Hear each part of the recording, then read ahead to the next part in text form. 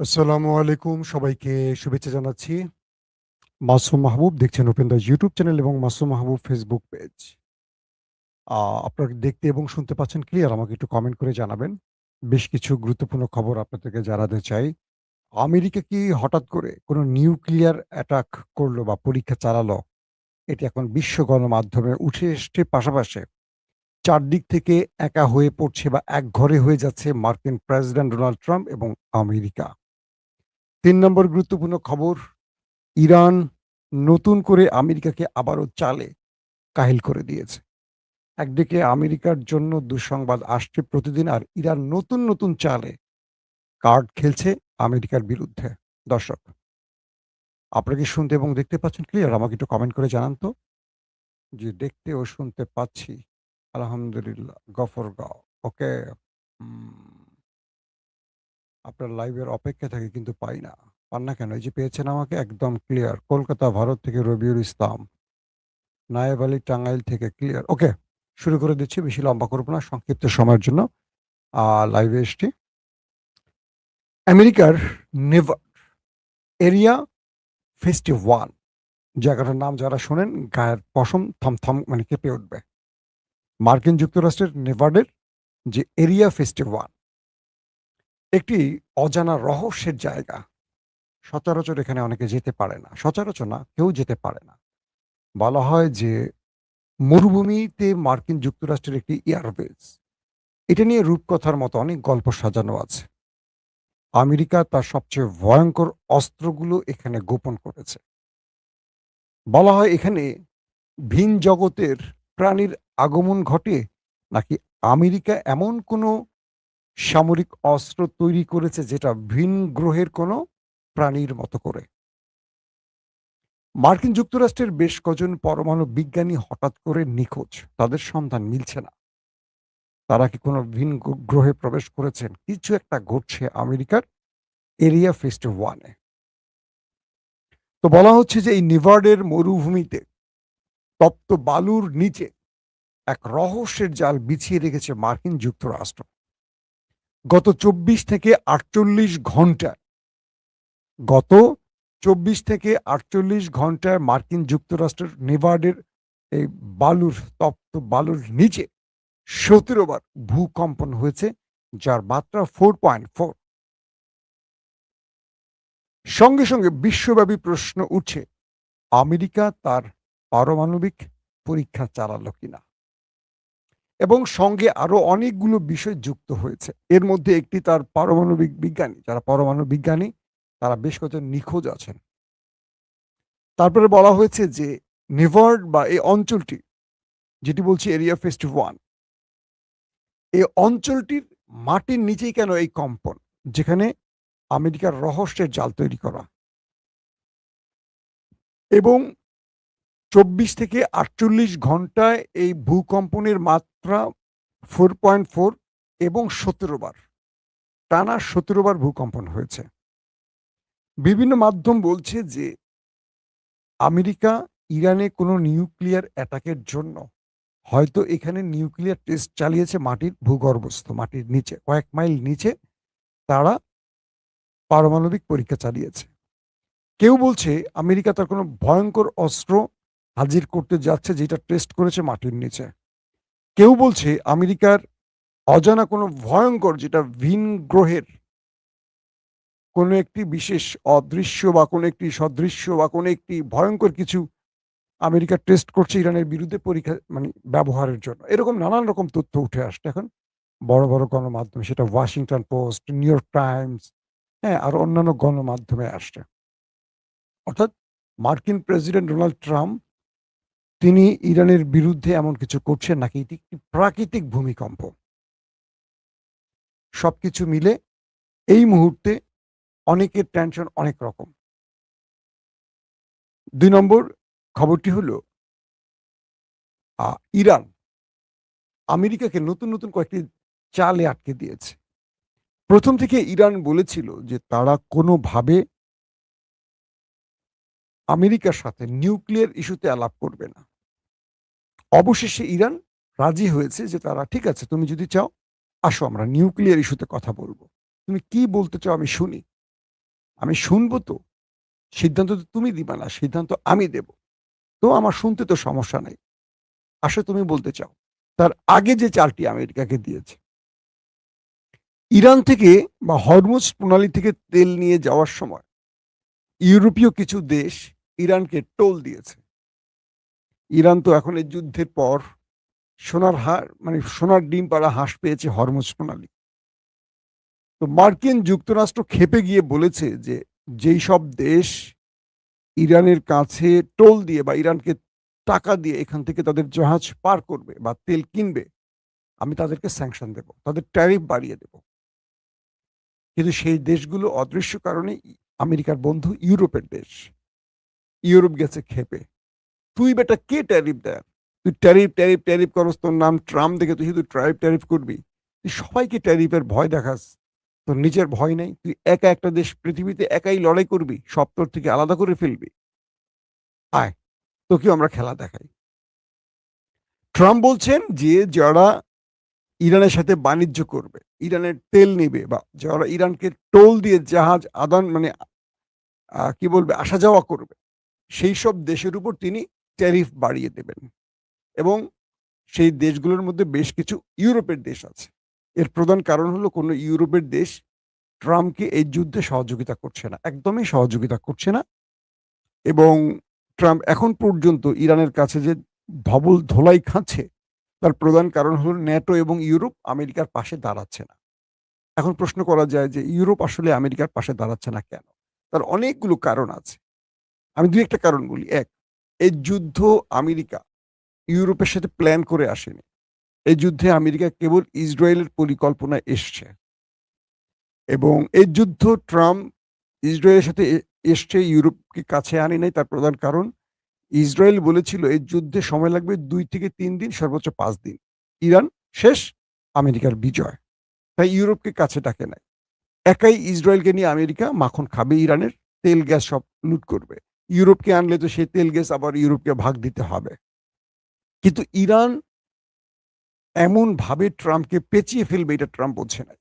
যে কারণে এখন ট্রাম্প বিপদে পড়ে ইউরোপকে ডাকছে, আর ইউরোপ আসছে না। তুমি তো আমাকে বলে ডাকো, আমাকে ডাকো নাই, বা তুমি তো এই যুদ্ধে আমাকে নিয়ে আসো নাই। তুমি এখন বিপদে পড়ে আমাকে ডাকছো, আমাকে জিজ্ঞেসছিলে যুদ্ধ শুরুর আগে? তুমি তো ইসরায়েলকে জিজ্ঞেসো, ইসরায়েলকে নিয়ে এখন মোকাবেলা করো। আর ট্রাম্পের কথা আমি যেহেতু মাইন্ড কাছে এভাবে পড়ছি, তোমরা আসো, তোমরা আমাকে বাঁচাও। কিন্তু ইউরোপ আসছে না। আর ইরান কৌশলের নিচে কি, ইরান মানে ইউরোপ যাতে এই যুদ্ধে না আসে আমেরিকার পাশে, তাই হরমুজ কার্ডটা খেলছে। কারণ কয়েকটা বিষয় ভালো করে শুনতে হবে। ইউরোপ দেখছে যে আমরা হাজার হাজার মার্কিন সেনা আমাদের দেশে ঘাঁটিতে রেখে দিয়েছি, আর আমেরিকা আমাদেরকে বাঁচানোর নাম করে হাজার হাজার সেনা আমাদের দেশে বসিয়ে রেখেছে। আমাদের বাঁচাবে কি? সে তো নিজেই ইরানের হাতে বাঁচে না। আমরা তো রাশিয়ার ভয়ে ন্যাটো বানিয়েছি, রাশিয়ার ভয়ে মার্কিন সেনাদের আমাদের দেশে রেখেছি, তাই তো? যেই দেশটি ইরানের সাথেই পারে না, সেই দেশটি রাশিয়ার সাথে কি লড়বে? আসেন মূল খবরটা কি এবার। জার্মান চ্যান্সেলর খুব ক্ষেপে গেছেন। তিনি ড্রাম ড্রাম মানে টেম্পুকে, অর্থাৎ আমাদের ড্রাম চাচ্চুকে এমন ধোলাই দিছেন। তিনি কি করছেন? তিনি ট্রাম্পকে বলছেন, আমার জার্মান থেকে তোমার সেনাদেরকে নিয়ে চলে যাও। এই মুহূর্তে জার্মানে ৩৫,০০০-এর মতো বা তার কিছু বেশি মার্কিন সেনা রয়েছে। অর্থাৎ পৃথিবীর ৮০টি দেশে ৮০০ মার্কিন ঘাঁটি রয়েছে। এর মধ্যে ১৬টি আরবের ঘাঁটি কিন্তু ইরান ধ্বংস করে দিয়েছে।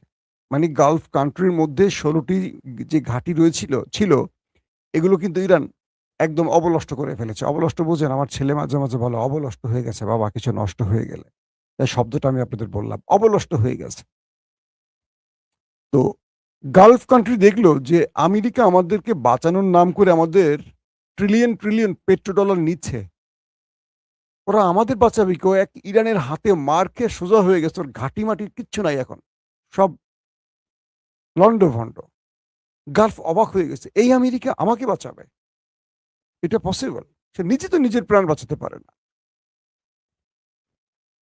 তো দ্বিতীয়ত ইউরোপ দেখলো যে তারা জার্মানি ৩৫,০০০-এর মতো ধরেন মার্কিন সেনা রয়েছে। তো জার্মান চ্যান্সেলর দেখলেন যে, "কিরে ভাই, এই আমেরিকা যুগের পর যুগ আমার দেশে বসে আমার তেল, আমার টাকাগুলি খাচ্ছে।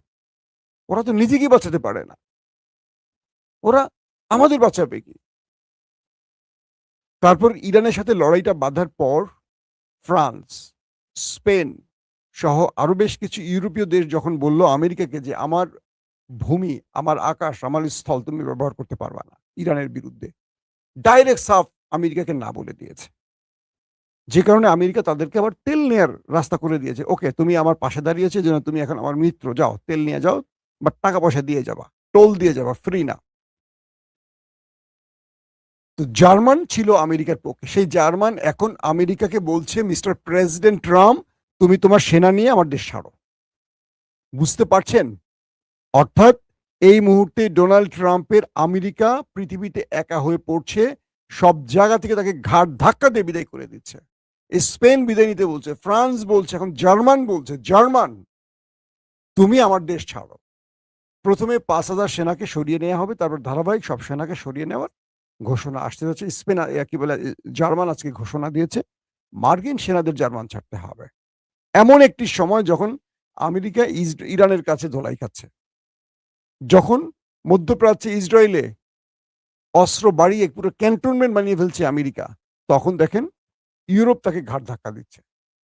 এই খবরটি আমেরিকার মাসনাদে বা আমেরিকার জনগণের জন্য বিশাল ধাক্কা যে আমেরিকার পরাশক্তি বা সুপার পাওয়ার আমেরিকার অবস্থা কি যে তাকে এখন মানুষ ডাকছে না, বরং বিদায় নিতে বলছে। "বিদায় নাও, দূর হও আমার দেশ থেকে তুমি।"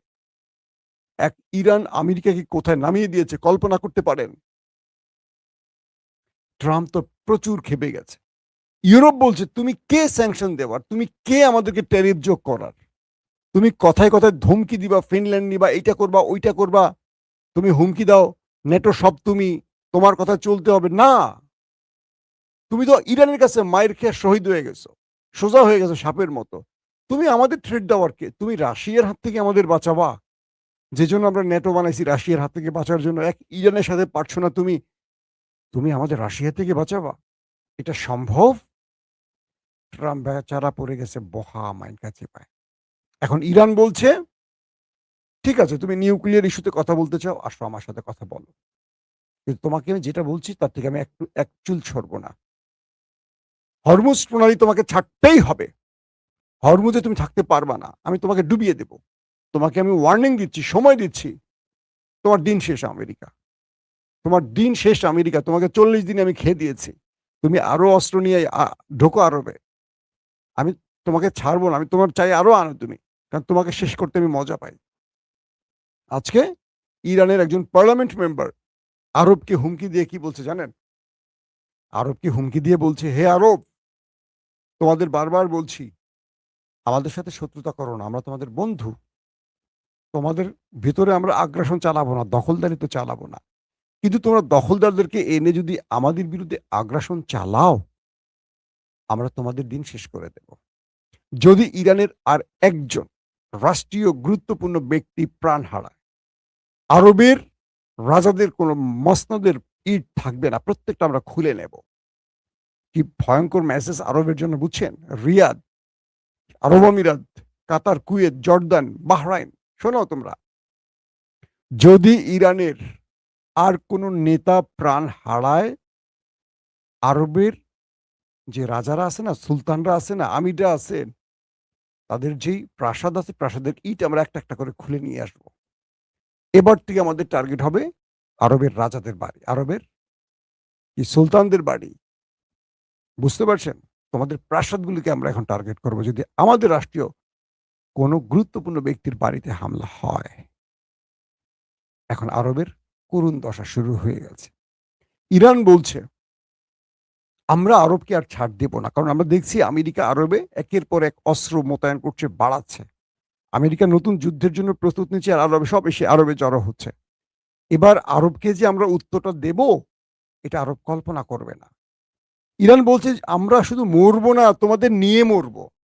ইরান একা মরার জাতি না। ইরানকে ৫-৬ হাজার বছর কেউ মারতে পারেনি। আমেরিকা তো প্রশ্নই আসে না। তোমরা আসো, যদি আমরা মরি তোমাদের নিয়ে মরবো। আমরা একা মরবো না। তোমরা শত বছর ধরে যেই দেশ সাজিয়েছ, সোনা দিয়ে মুড়িয়ে রেখেছ, সব আমরা ছারখার করতে আসতেছি। ওয়েট করো। তোমাদেরকে আমরা ওয়ার্নিং দিচ্ছি। আমেরিকাকে খেদাও। আসো, আমরা ভাই, ভাই হয়ে থাকি। যদি আমরা ভাই, ভাই হতে না পারি, শত্রু হতে চাও, তোমাদের শত্রুতা দেখাবো কাকে বলে, কয় প্রকার।